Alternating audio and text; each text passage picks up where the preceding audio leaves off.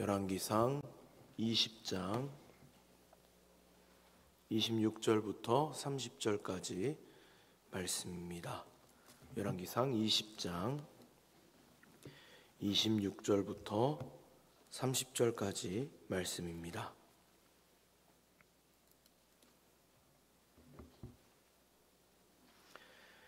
제가 가지고 있는 성경으로 552페이지, 구약성경 552페이지에 있습니다.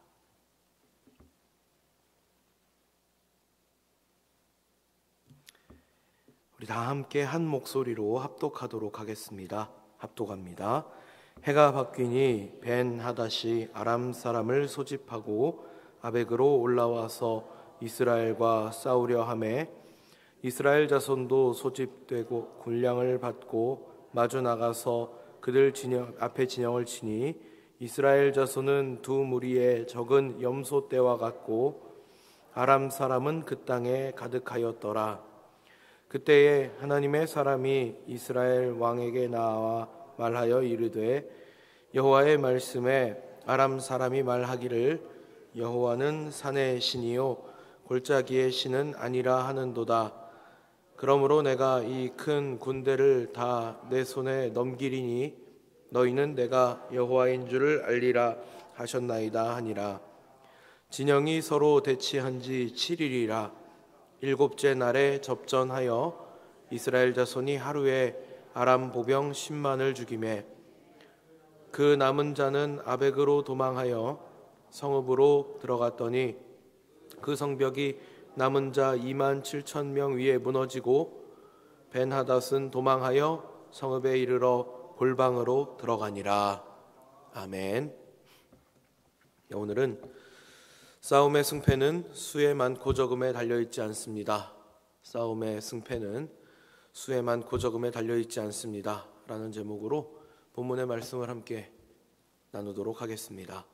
성경의 사건을 보면 거의 항상이라 표현해도 될 정도로 하나님의 편에 선 이들이 소수로 그려지는 경우가 많습니다. 북이스라엘과 아람은 계속해서 전쟁을 치르고 있는데요. 이 싸움도 역시 비슷한 양상을 보이게 됩니다. 묘사를 보니까 이스라엘은 염소 새끼의 두 적은 떼와 같다, 이렇게 표현을 하는데요. 이 적은 떼라고 하는 표현은 본래 무리로부터 떨어져 나온 소수를 표현하는 것입니다. 그러니까 본래 무리로부터 떨어져 나온 작은 무리가 많아봐야 얼마나 많을 수 있겠습니까? 얼마나 적은 인원인지를 표현하는 그런 표현입니다. 그에 비하면 아람의 수는 얼마나 많은지요? 가득하다라고 표현을 합니다. 사람이 가득하다는 표현을 어디에 붙일 수 있을까요? 저는 사람이 가득하다 그러면 떠오르는 장면이 하나 있는데 2002년 월드컵 때 거리 응원을 하러 모였던 시민들이 광화문 광장을 가득 채웠던 장면이 떠오릅니다. 그때 광화문 일대가 사람으로 가득했었는데 대략 10만 명 정도 모였었다라고 추정을 합니다. 적은 무리의 북이스라엘 사람들과 그리고 가득한 아람 사람들을 대결한다면 누가 이길 수 있을까요? 이럴 때 우리는 그냥 상식적인 선에서 수가 많은 쪽이 당연히 이기지 않을까, 이렇게 생각을 할 수 있습니다. 지금처럼 총이, 미사일이, 이런 무기들이 있어서 한 번에 여러 명을 쓰러뜨릴 수 있는 싸움이 아니기 때문에 다들 칼 들고 창 들고 나가서 싸워야 하기 때문에 한 사람이 상대할 수 있는 적의 수는 한정되어 있습니다. 전쟁을 연구하는 어떤 그 박사님의 이야기를 들었었는데요.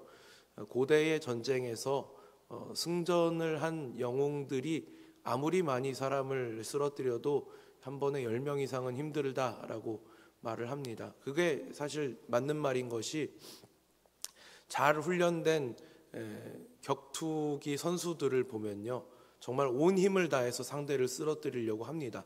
물론 훈련이 잘 안 된 사람하고 붙는다고 하면 쉽게 상대를 쓰러뜨릴 수 있겠지만 그것도 한계가 있습니다. 그러니까 고대의 전쟁을 생각하면 아무리 하나님께서 함께 하신다 해도 10배 이상, 100배 이상 수가 차이 나는데 이길 수 있다라고 생각하는 것은 쉬운 일은 아닐 것입니다. 승패가 이미 결정난 듯한 이 싸움을 볼 때 저는 영적인 세계를 그려봅니다. 하나님 편에 서는 자는 늘 소수인 경우가 많죠. 좁은 길을 택하는 사람이 많을 리 없기 때문입니다. 그래서 영적 전쟁에 임하는 사람들이 위축될 수도 있습니다. 두렵게 느껴질 수도 있습니다. 이 싸움이 영적인 싸움임을 깨닫는 순간부터 마음속에 담대함이 찾아오기보다 두려움이 밀려올 때가 더 많은 것 같습니다. 그러나 분명 하나님께서 행하시는 전쟁은 수의 많고 적음으로 결론 지어지지는 않습니다. 우리는 이런 예를 성경 전반을 통하여서 확인하게 됩니다. 사사기에 등장하는 대부분의 싸움이 그렇습니다. 사사기에 등장하는 대부분의 싸움은 수의 많고 적음에 달려있지 않았습니다. 오히려 그 수가 많음을 의지하고 나아가면 지는 모습을 우리는 성경을 통해서 확인합니다. 다윗과 골리앗의 대결도 그랬습니다. 다윗과 골리앗은 객관적으로 보기에 다윗이 절대 이길 수 없는 상대였습니다. 수많은 이스라엘 군인들이 골리앗의 그 고함 한마디에 벌벌 떠는 상황이었는데 소년이었던 다윗이 어떻게 골리앗을 이길 수 있었겠습니까? 또 히스기야 시대의 전쟁도 마찬가지였습니다. 요한계시록에 나오는 전쟁의 묘사도 마찬가지입니다. 사탄의 세력이 이 하나님의 백성을 삼키기 위하여서 그 사방에서 그를 애워싸고 달려들지만 결국 최후의 승리는 왕이신 예수님께서 오심으로 결정이 나는 것입니다. 물론 그 사이에 악한 세력은 하나님의 사람들을 괴롭게도 합니다. 비열하고 완악한 방법을 동원해서 상대를 조롱하고 참소하는 것이 악의 방식입니다. 복음서에 포도원을 만들고 타국에 간 사람의 이야기가 나오는데요. 악한 농부들이 주인이 보낸 종을 때리고 능욕하고 결국 그 아들까지 죽이고 그 유산을 빼앗으려고 합니다. 그러나 결국 주인이 오면 그들은 모두 정리됩니다. 그들의 악한 행실은 결국 주인에 의해 진멸되는 것입니다. 어느 농부가 밭에 나가서 좋은 씨앗을 뿌렸는데 그곳에 가라지가 함께 났을 때 농부는 그 가라지를 그 자리에서 즉시 뽑지 않습니다. 열매까지 상할까 했기 때문입니다. 그럼 그 가라지는 언제 뽑히게 될까요? 추수할 때가 되면 뽑히게 됩니다. 가라지를 바로 뽑지 않은 이유가 바로 자신이 뿌린 씨앗 때문인 것입니다. 그러나 분명 심판은 있습니다. 우리가 살아가는 세상은 사탄이 공중 권세를 잡고 있습니다. 그러나 그 권세조차도 스스로의 힘으로 갖고 있는 것이 아닙니다. 어디까지나 창조주이신 하나님의 허락하에 잠시 누리는 권세인 것입니다. 지금은 그 세력이 유리해 보일 수도 있습니다. 의로우신 하나님 편에 우리가 서 있기만 하다면 낙심할 필요는 없습니다. 우리가 하나님께 붙어 있다면 두려워할 이유가 없는 것입니다. 하나님은 분명 우리를 보호하시고 승리하도록 이끄십니다. 역사 또한 같은 사실을 증명하고 있습니다. 초대교회 성도들은 로마 정부로부터 많은 박해를 받았습니다. 박해가 너무 심했기 때문에 결국 이들은 순교자들의 무덤 속으로까지 숨어야만 했습니다. 일반적인 상황이라면 교회는 결국 사라져야 마땅할 것입니다. 그런데 놀랍게도 불과 300년을 채 넘기지 않은 시점에서 예수 믿는 사람들이 어느새 로마의 다수가 되어버렸습니다. 로마 정부는 기독교를 인정하지 않을 수 없게 되었습니다. 그리고 시간이 조금 더 흐르니까 로마의 국교가 됩니다.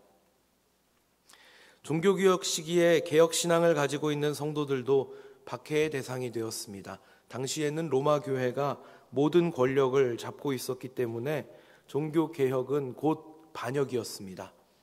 개혁신앙을 가지고 있는 이들을 잡아 죽이고 쫓아내고 협박하고 회유합니다. 루터가 쓴 찬송의 가사, 오늘 우리가 함께 불렀던 이 585장 내주는 강한 성이요에 나오는 가사처럼 친척과 재물과 명예와 생명을 모두 빼앗으려 합니다. 가지고 있는 모든 것을 다 빼앗긴다면 이쯤 되면 포기하고 과거로 돌아갈 만도 한데요. 결론은 어떨까요?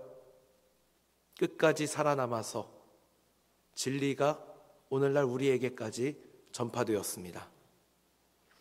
싸움의 승패는 수의 많고 적음에 달려있지 않습니다. 그럼 어디에 달려있을까요? 대적 마귀의 세력이 아무리 크고 강해 보여도 내주는 강한 성입니다. 두려워할 필요가 없습니다.